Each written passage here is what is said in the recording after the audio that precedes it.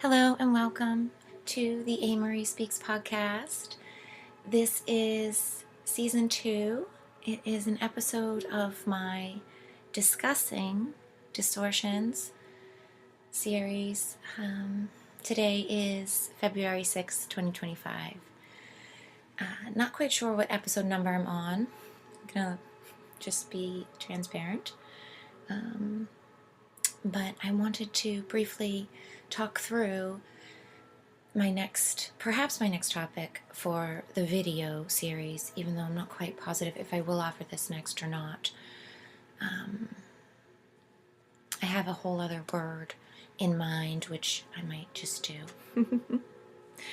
But in the meantime, before I decide, this is super pressing on my curiosity and intrigue, and I watched a video which I shared on my Telegram already, sort of about free will and consciousness, and one of my favorite topics, free will.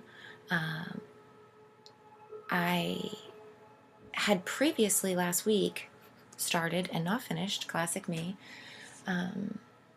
this blog trying to hash out the topic of immortality, that being the phrase for discussing distortions today. But lo and behold, doing things while working and other things, it's half written and not finished yet. But I got a good grasp on the fact that immortality to me is something kind of inevitable and obvious, and always brings me into systems talking, which sometimes isn't for everybody.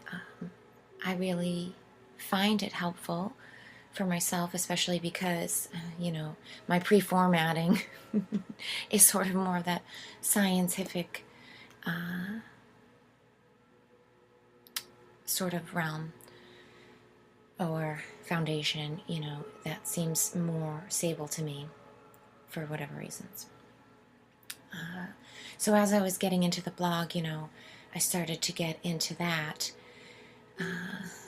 which is great, because it helps to identify that kind of third-party other space, in a different way than just saying God or the Father or heaven. I'm starting to sort of, understand, or perhaps, I'm just making up my own reasons behind those words now. I don't really know. But I think sometimes the two, they're intermingled, just like the torredo structure is 3 parts, but they all depend on each other. You can't really take them apart. And it's impossible. They don't function one without the other. They're integral bits of the whole, with impressions and depressions of each other that in fact define and create each other. Their boundary sets the other, as to speak, sort of. So you can't have one without the others. And so when we talk about immortality in life, it's kind of hard to talk about God.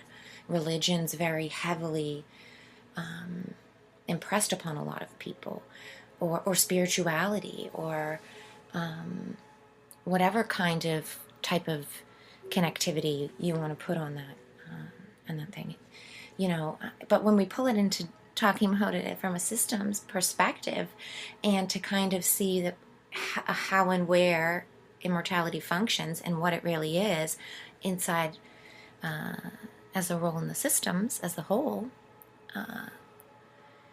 I find it highly beneficial. I think it helps me to understand and lean into the magic of the motion, the better define the undefinable in some sort of way that relinquishes my need for control over it. And it's a comforting thing. Like, if you could imagine what a baby feels like to be held by their mother, you know, it's such a wonderful knowing of support and love. And then again, now we come back out of system talk, and now we're into kind of fluffy new age light and love talk, and into religion and magic and all of these things we call fake, we call not real, we call less than real. It's such an inversion. It's the major inversion, actually. And it's, again, it all roots back to that one lie that I always talk about, the original lie, and the distortion of truth, the original, you're not part of the whole, the covering up of that beautiful eternal well within you, or the sacred flame, you know. There's going to probably be text in the background. Forgive me, my father is on a new creative venture. He does some wood carving, and he's sending me updates. So if you hear digging in the background, please forgive that. But for me to stay on topic in my limited time this morning, I just would like to keep going. The thing is, immortality and energy sort of represent eternity, right? And even every kind of academic penguin, as you know, I really like to call them, they recognize and parrot back that truth, that energy cannot be created nor destroyed. And yet they, at the same time, deny themselves that truth. Such a conundrum. It's such a weird choice to make, to disconnect so far from the whole, to try to find this pigeon-holed version of the whole. I don't know. That's such a repetitive thing, but yes, it's like the laboratory setting of repetition and recreation is, to me, has always felt an inappropriate and not so valid confirmation of things, just by the mere fact and notion that the real world doesn't actually always play out in the settings that are in the lab. The fact that we're making controlled settings in itself is kind of like a catch-22 to me. I mean, we can use them to gain perspective, to try to think better and have greater discernment, but we should be pulling back and remembering this is a setting within a whole, and then using it to gauge other experiences against in proportion. Right? And we're blowing it way out of proportion. Then we're taking the results way out of proportion, these heightened, amplified answers, and then trying to push them on the rest of the world where they don't even fit.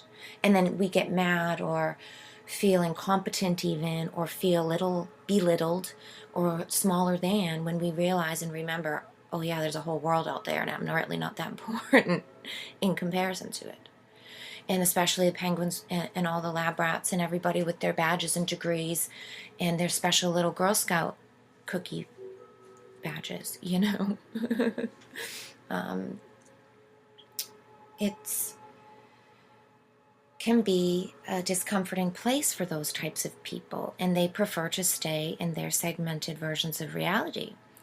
And, you know, as we have it, so be it in this world that we're a part of, there is an external playscape out there with happenings that go on, and it is another different representation of immortality. It's right in our faces, the external world of constant happenings, of, you know, it goes on without you kind of thing. And whether you want to look at the timeline of man-made construction, the fact that we're just here in 2025 and there's been a history and to come will come after, the buildings and everything, it's not hard to see life goes on without a single person. Again, that's a bit of a kind of an artificial representation. I prefer to look out at beautiful organic nature to see those templates in a more active way of a true representation of positive alignment to eternity and immortality, which is the reproduction, the conscious creation of reproductive, templistic, general growing. A bunch of words, right? But think of those words. It's a templistic generality here. Birds, trees, fish, think of squirrels, grass, plants, vegetation, fruits, trees. Everything has a given setting set within it that it's allowed growth through. Things are as they are. And yet, they're ever more, right? The generations carry on. The template lives on. The instructions are there. And what does that tell us? That's truth staring us in the eyes, every day reminding us the great power of it. It's not exactly as it seems, but the help is still there. And our single life, just like a single flower or a single frog or, my little clovers in the corner over here, they're all their singular expression of many-ness, the one finite piece within an infinite discovery. And that's their right, the role, given, the impression to be made. Now, yes, there is this general repetition, guidelines, there's the background setting, the happenings, the autonomic system, right? If anybody is familiar with biology, the autonomic works and functions, controls, they use it as the definition of all these systems that sort of work automatically. Things like breathing and processing of digestive juices and blinking and, your spinal cord fluid moving around, all this kind of thing, swallowing, everything that happens without your quote-unquote conscious knowing. A lot of those things they refer to with the autonomic system. So much like those things that need to happen just happen without our knowledge, this can be a metaphor for the traffic, the busy cities out there that you know nothing about, the happenings of all the other people in the city even you live in, that just go on without you even recognizing it, And so with that sort of metaphor and example, I want to use it as a segue to kind of get into what I really would like to talk about the field, the ether, the spirit layer, like I'd like to call it in my system series, to link together and talk a bit about what that means, what immortality can and might look like, and also a little bit more about what I find to be missing a lot of times in these conversations, and in fact what I kind of found missing in the video I watched at the end when asked about infinity seeking to know itself, the discovery of many-ness and the infinite potentiality out there, the running of the course, would it ever end, and what that meant and what it looked like. Such as goes with the growth of generation and humanity, I think it's sending consciousness. It's wonderful. I think the children to come will even have brighter answers than this. But for me and myself, I find this always missing and lacking is that deeper understanding about polarity, directionality, what that overall motion and movement really signifies, the greater knowing and notion of the infinite self has a purpose as well. And that is spiritual discernment.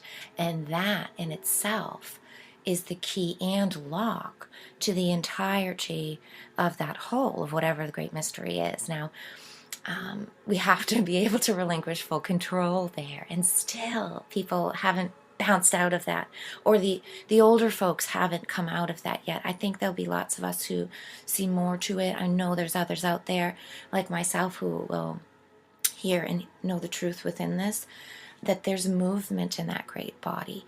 I don't know what that means, but I know for one thing means that it sends spiritual discernment fractalized down into each potential fractal into the whole.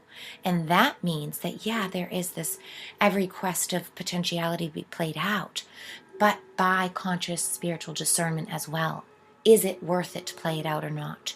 The choice point comes into play in reverberation so much deeper than anybody really gets to, mentioning and meaning, and then trying to hold space for, to understand what the repercussions of that really truly are.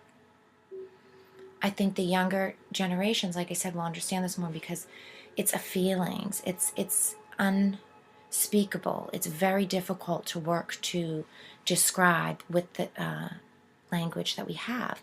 And this is another thing that I appreciate so much about the video that I watched, and about many others. Even I hear it in the New Testament, Jesus talking about the scripture being dead words on a page. I listened to this other talk another friend had sent me, and it was a different kind of quantum physicist guy, and he was talking about the aliveness down in every single cell. And he was talking about math being, the equations being dead on a page, and they are inhabiting still life. They're doing dead work. They are working in a still, flat, motionless plane. And I thought, yes, exactly. It's not right. It's not identifying movement. It's not incorporating life and change. It cannot, because that's unplottable land. It comes from before. It's difficult to drag that which comes from up there downwards, because it loses quality coming through the densities. And then to hear the video that I just lastly watched, they shared on Telegram most recently, about free will and consciousness with this Professor Fajin. He was kind of speaking about and talking about, trying to describe the same thing about the thought realm and imagination space, about kind of 5D, or whatever we can call fifth dimensional space, maybe even sixth, trying to bring the thoughts that happen there first, of course, down through and out where we are now, and the difficulty of that. And he was, he's like, I feel like it comes first. He's trying to really describe it in a way that other academia people will get it, right? I found that, it's the exact kind of work I find myself journaling about, thinking about, and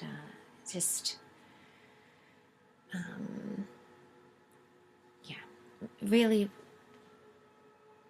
to me, the fact that we are now, like, science is getting out of this realm of scientism and getting away from sort of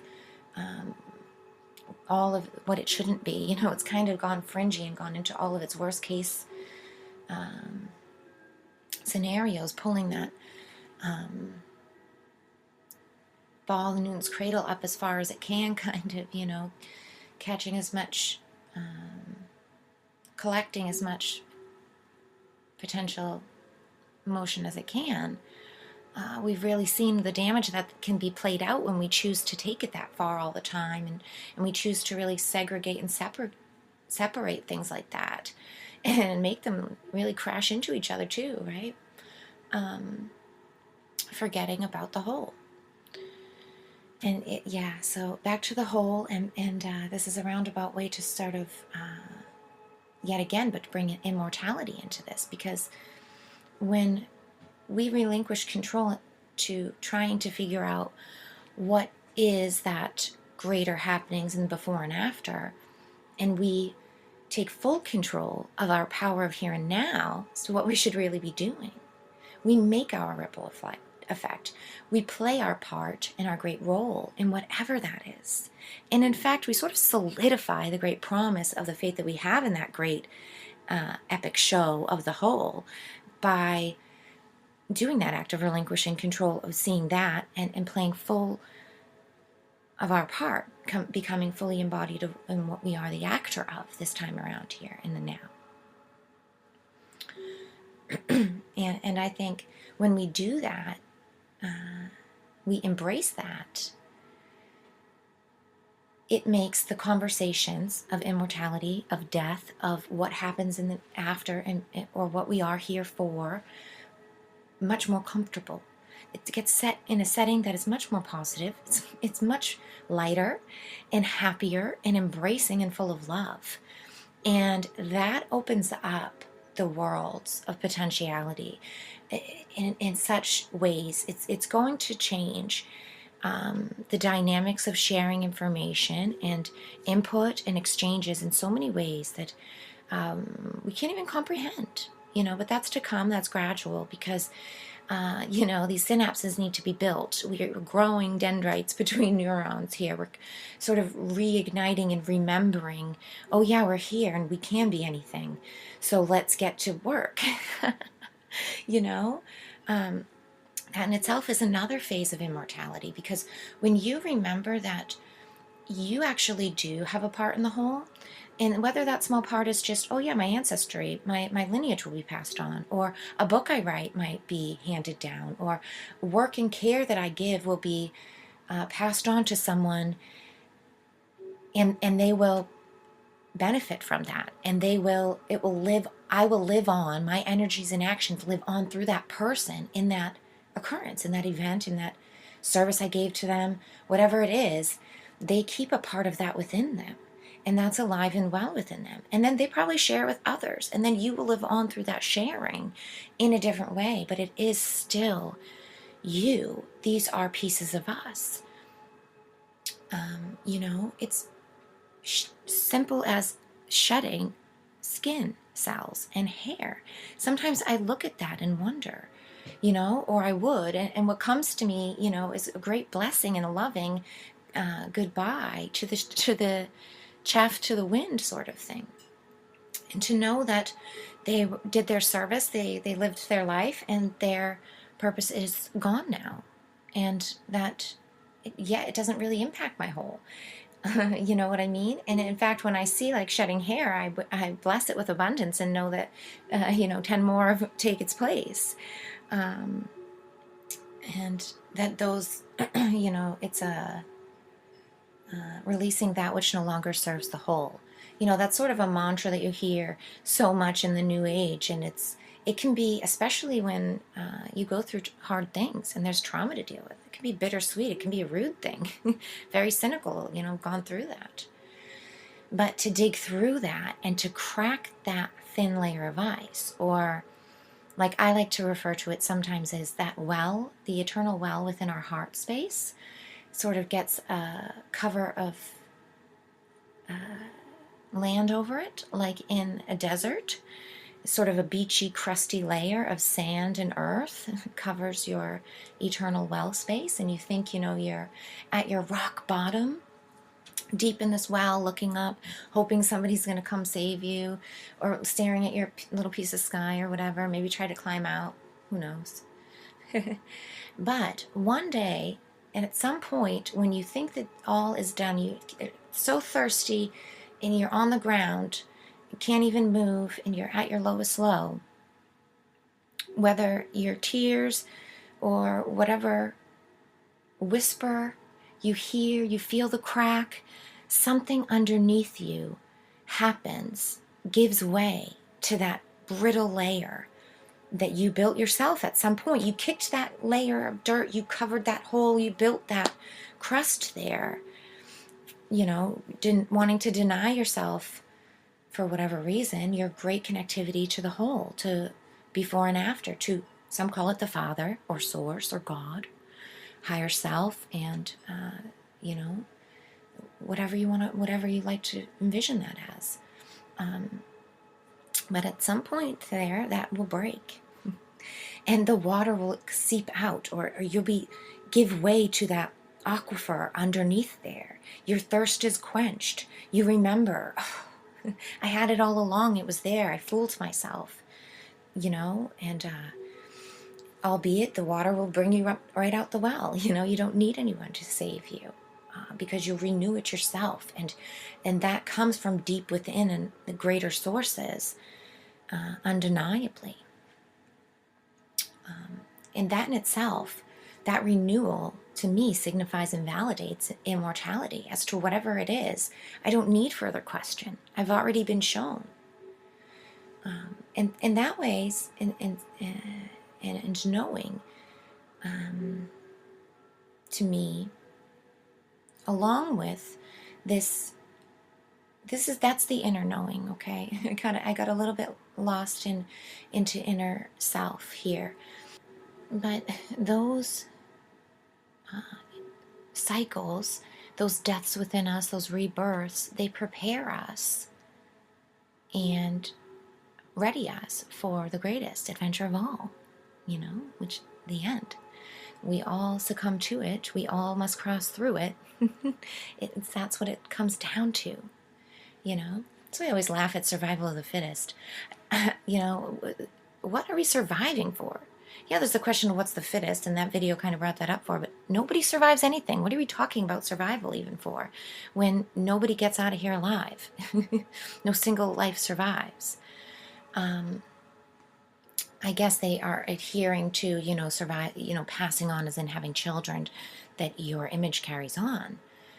But then again, then what's the great detachment from immortality? Why would we deny ourselves that? Then why wouldn't that be an immediate definition? It's such a strange,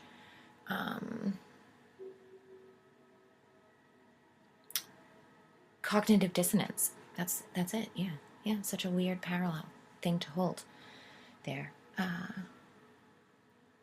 But like I'm saying here, these internal processes and these inner rebirths and deaths, and even the comic tragedies of life, the dramas and things that we go through with external others, that which doesn't kill you makes you stronger, kind of, those things. They are all preparing us and reminding us, in fact, I think, to go at that end day in the best way that you can, to prepare for a good death, and to not shy away from it or be ashamed of it, to not have it be something to be scared of talking about or, frightened of in general. I think we should be proud, and they should be points of celebration. And I know, in fact, in many cultures they are and have been, and I'd like, let's bring that back.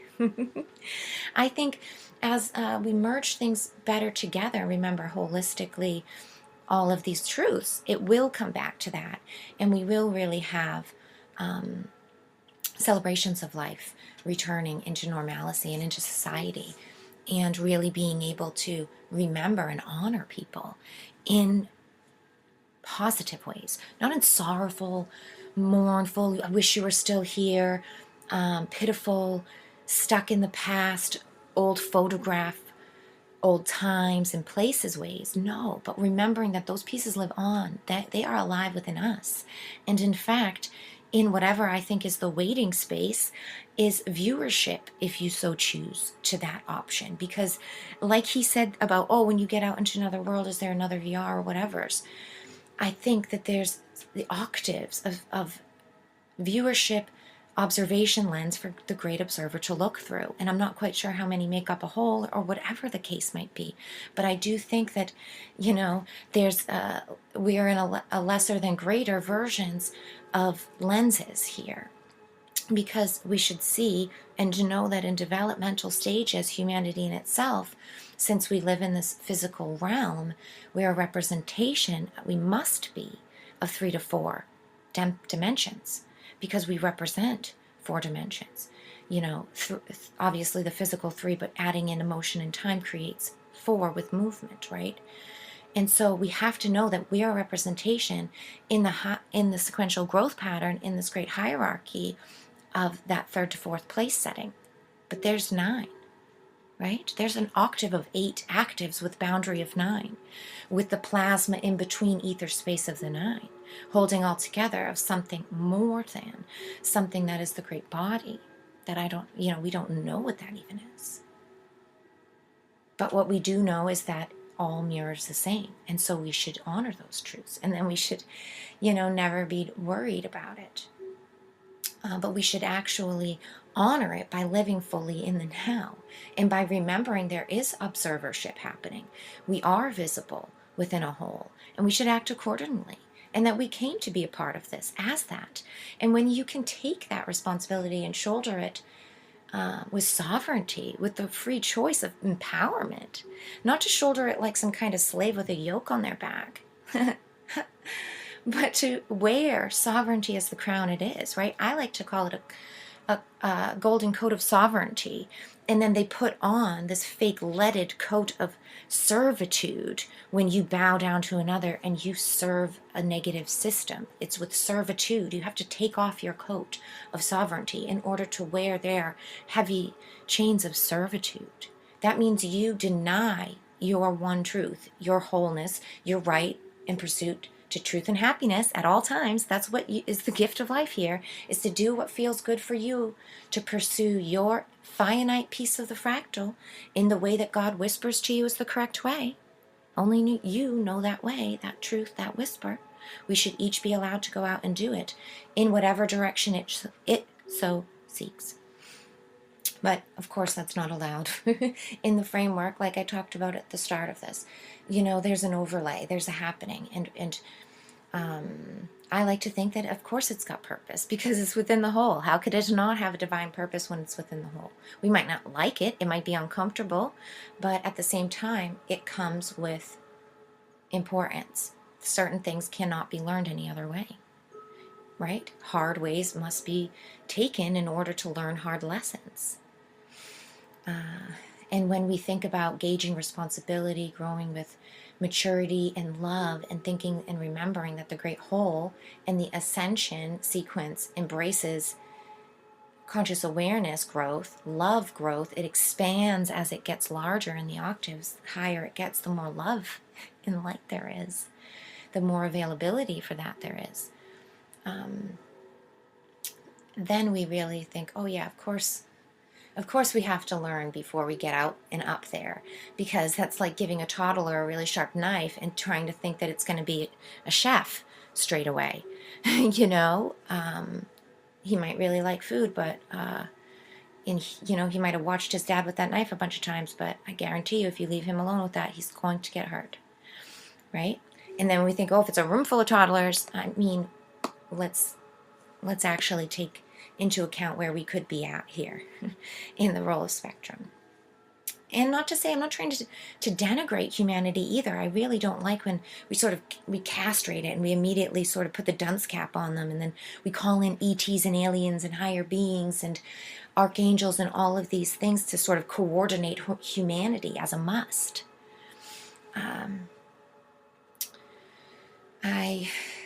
I really like to embrace free will a lot more than that. And so I tend to resonate with other teachings that embrace things. And I'm not denying accountability to all types of beings of all different things around. I don't like to fall victim to the corralled versions that are really plastered. I think they're plagiarized versions within a matrix overlay. And again, back to what it is to be in the other space around us, in the ether, the great other space, right? Swap the E for O, and we know it's this other area. It's infinitely intelligent. It holds potentialities, but it also represents sequential growth. It has ripple effects. It has this spiritual discernment flowing through it as to what is worthy at what time to be discovered or not. And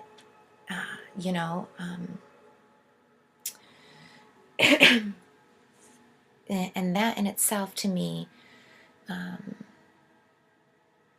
signifies again this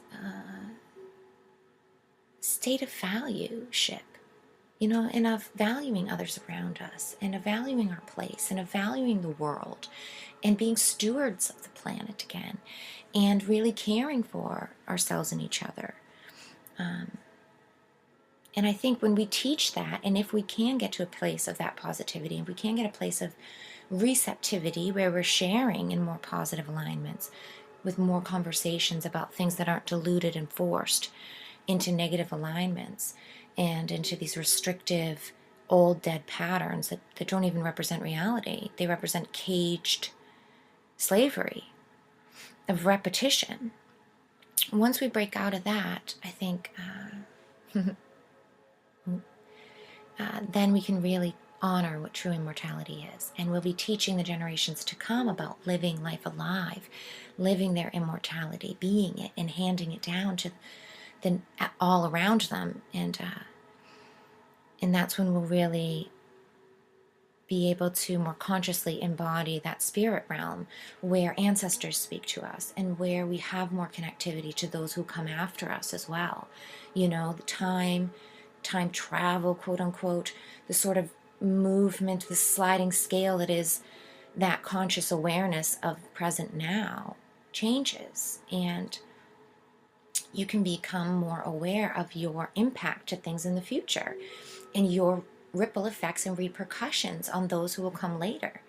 And when you discern your life like that more, you're basically a time traveler, because you're creating better potentiality points to be discovered and discerned later by someone else down the line.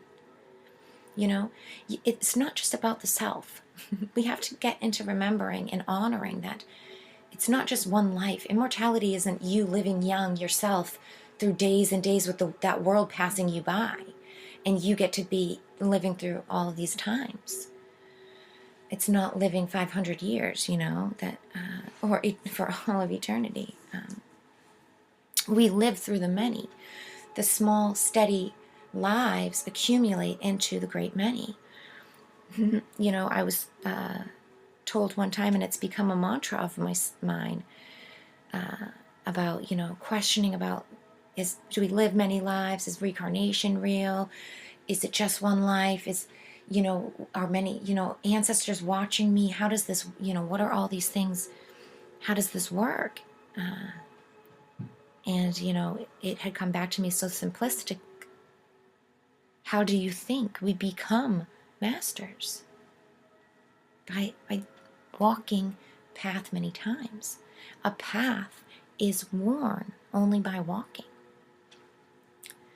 And so by embodying many different experiences, we get that chance. And so, yeah.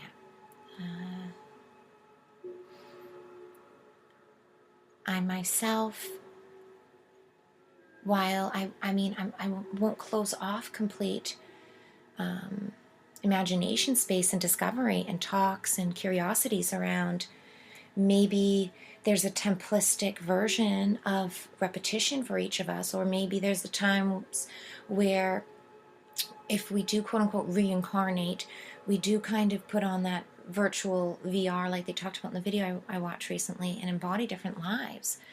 Maybe there is instances where you come more equipped with memories for reasons of that great working, and maybe there's times where you don't. I'm not going to claim ownership to having any sort of premise to knowing any of these things, but I think it's cool to talk about and try to discover and kick ground around about. Sort of bring up different dishes, try different ways of making things for yourself and how they come out. Not to try to get it perfect the first time, to make the mistakes, to see what happens and to understand why that happened, and then to come through better the next time around. I think when we can remember that, and we can sort of give way to that and understand that our single life here is such a burst of great light and life and offering. And it is short. It is fleeting in itself. And yet it makes a great impact. I think we could remember the beauty, and then we choose to honor our aliveness with much more gravity each day.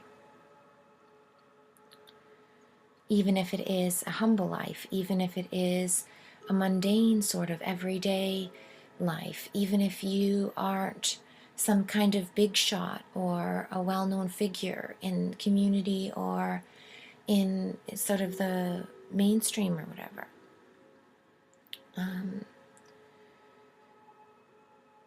Living your own life in your role, that in itself is creates that beautiful impact on the whole, you know. And back to what I kind of started to speak about and talk about at the beginning, about the autonomic system and about all the functions that go on without your knowing, and then basically about like traffic and all the unbeknownst people who go through daily life without your knowing in your city or town, that just go around doing whatever they do. You know, flip the coin, flip the lens. You are one of those for everybody else. You know, you're the star of your show, but you're a background character to everyone else. That to me was one of the first weird awakening moments that I had. And I remember the first time that I kind of got that. I was doing laundry at a laundromat across the street from where I used to live. Probably 8 years ago, maybe. My older son was in a carriage. He was probably 2, 1 or so. You know, my older son was pushing him around playing. He was like, 8, 9. And I was watching the traffic go by and thinking to myself, wow, each person driving their car somewhere is going somewhere, and they have something on their mind. Their day has accumulated to where they're going, and they know where they're going. They have nothing to do with me. And here I am living my day, you know, like doing laundry and watching my kids, and they don't have a clue or care, you know? And sometimes it can be almost, you know, have a sort of bittersweet tinge to it, especially depending on like if you feel lonely or not, you know, but that's such a choice. That in itself, again, represents the great choice of thought and of what we're here embodying and exploring, you know? And when we choose to look out and remember that even when we're not really doing anything, we are still honoring the whole. We are still, excuse me, a part of the whole. You can breathe more consciously and do the dishes with gratitude. You can walk around wherever you are with more gratitude. You can feel your heartbeat and say thank you. You can look around at the room around you or the area in this outside world that you're a part of and be grateful for it. Notice its beauty. Notice something new about it. Take a moment to really see and smell, hear the sounds, be alive. Because remember, it's fleeting. Remember that it is that sort of YOLO, they all say, you only live once. And when you consciously honor that and you're alive in that frequency and your connectivity, your consciousness becomes alight and alive with that, you send a signal out to the spirit layer all around you. Yes, on. You know, it's like it reverberates out into everything. And like that's a beautiful service in itself. Imagine each one of your cells. Don't you want each one of your cells to be positively exuding homeostasis on a positive layer? Like it's doing good work in there. It has plenty of nutrients. Its toxins are removed in a good fashion and timely manner. That it knows its role in the whole, in that it has a great value in pumping your heart, that it feels good about doing its job, you know. These are, you want your heart to feel supported and beating. You want all of these, your feet to feel happy, that to hold you up all day, to take that into account, to live life that consciously awake changes your reality. And it's going to change out humanity's reality eventually when everybody gets there. But this is the kind of work I was talking about through the systems and leading and guiding through and opening up myself to. And, I'm taking deeper now, even feeling deeper repercussions in it, That's why I can speak so avidly about it and so concretely, because I literally feel the work, and I see the happenings in my everyday life. And I have for, well over coming up on 3 or 4 years now. And so, and I'm only scratching the surface, and I know that I'm a student of these things, which is another great motivation. It's such a great honor and realization to know, yeah, I'm only at the beginning, actually. Wow, I am. To step back in beginner's shoes again, it's such a wonderful, humbling place. Lots of people it can be a belittling place. It can be a fearful place. And it has been for me, but to get comfortable in the uncomfortable, is where it's at now. The truth is there. That's where the truth is. I'm going there. That's where we all need to be at, right? And I feel like that's, again, what immortality, it's important about talking about and coming back to the truth of life and death. And plain as day, yeah, we do. We live, we die. Let's get down to business here about it. Why do we have to put it in such a fearful, negative setting when that's only one small slice of the pie? Why are we all over there? Such a silly place to be at. Turn around. It's freer. There's more space. It's brighter and lighter even. You can move around without bumping into each other over here. Much better. If you'd only just look away. Just a moment. Remember, it's in the past. It's dead. It's gone. Turn your back. See the fresh air, see a clear pasture, mountains in the distance, or a beach in the ocean. Whatever's your favorite scene will be over there. And you'll be, I remember now, why did I ever? Oh yeah, I turned thinking, I could turn back at any time. Of course, I have free will. Oh yeah, I can turn back whenever. But we zoom in. We zoom so far in sometimes, we forget. Our hand is on the button. And we're alive in that thing, in that VR place. And back in the setting that we forgot. And then everybody around us is zoomed into that same exact thing. And they're like, yes, exactly. I see it just like you. Yeah. Bumping elbows, confirming, oh, yes, yep, he's right there. The dwarfs are for the dwarfs in the barn.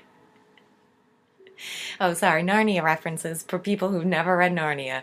If you follow my channel and you've never read Narnia, then you're probably so sick of these random Narnian references, but I just can't help it. I even wrote a thank you note one time to C.S. Lewis saying, I think at the end of my journey here, the bright light at the end of my tunnel, I will have the great lion and I will hear his great roar of come up and further in. And be able to run that ever faster, never tiring, eternal speed yonder. Again, immortality. And I wasn't even thinking about the reference of eternal Narnia there either. The great reflection of what it is. Oh, we loved Narnia so much because it looked something like this. It reminded us of this. And to imagine that this is the great memory, and I'm going to leave it here because this is the ancestral tie, and this is the great honor of perhaps the viewership and the watching time. To know that all things happening here and now, in this great place, all that we've been a part of, the beauty, the love, all those people that you have loved, and who have loved you, all those experiences of great times and places, beautiful spaces that you've ever witnessed a beautiful sunset, or a spot that you love to inhabit and go and just be at. The loveliest things of those things, and all of those places, they are held in eternity. They already exist outside of this, can never be tampered with, altered, or changed, are forevermore there. And we love this place so much because it is an echo. It is the shadow of that place. And to imagine the beauty, to imagine the crystal clarity of remembering the quality. This is like when you have a good idea. This is like when I get an idea for a painting in my head. I'm a terrible painter. And so this is a great analogy because I'm better writing at poetry. People enjoy my poetry. So it's not so much as like coming to a poem, which I feel like that comes through a greater channel. For me, a more untainted vessel. But for painting, I'm very mediocre and not a great channel in that. I get these inspirations of beauty. I see such great beauty in the great paintings of organic world, of sunset, say, trees on snow on the trees. And they go to try to paint that. And it's like, it's nothing in the quality of what I'm trying to capture. It's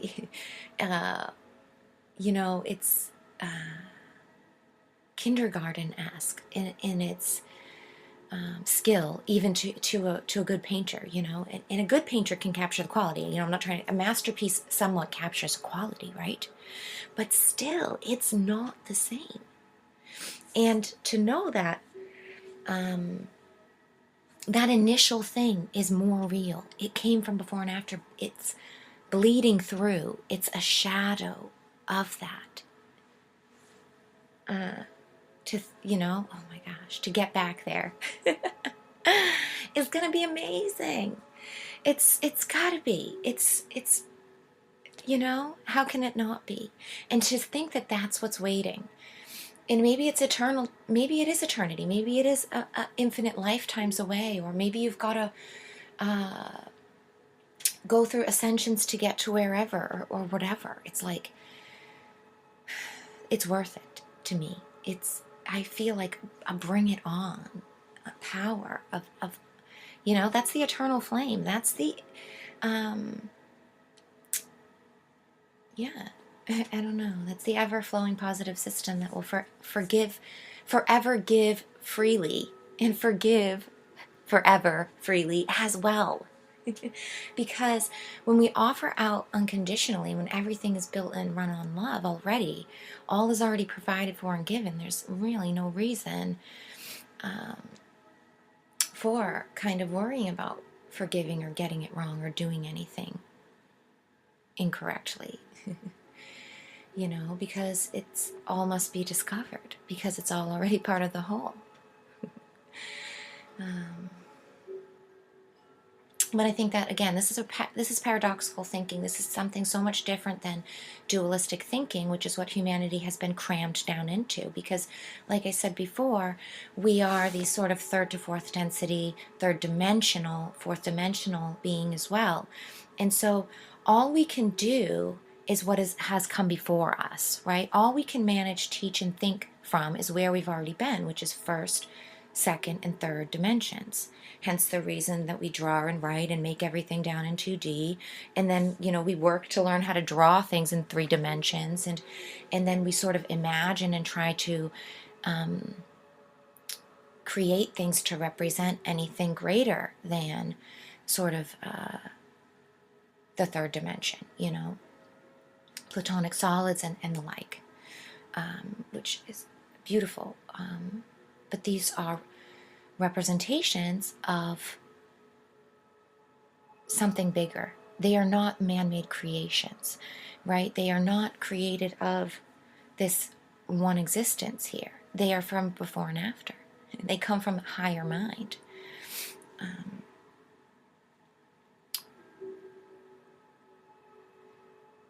And And yeah, so I think I'm going to leave it there. I've talked for about an hour, a little longer than I wanted to, and I didn't really even get into talking about the metaphysical space and ether and observership and what I like to call is the role of the observer, and it's sort of the telescopic lens and the diving through consciousness layers and all of that.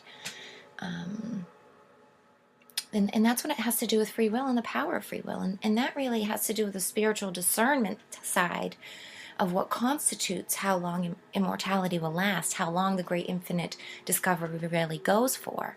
I do think that there's going to be an end to it. Not an end completely, but something like we don't really get the full picture of it yet. But I think I think we'll soon understand better measurement of proximal distance of consciousness, and the fact that that movement actually is a thing and happens within the layers and realms of the universe, but also of whatever this is of the universe that we are within right now.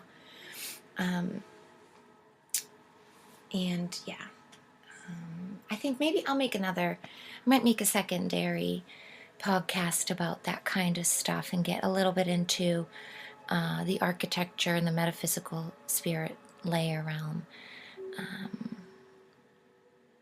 just as my own curiosity bits and my own sort of studentship through systems learning.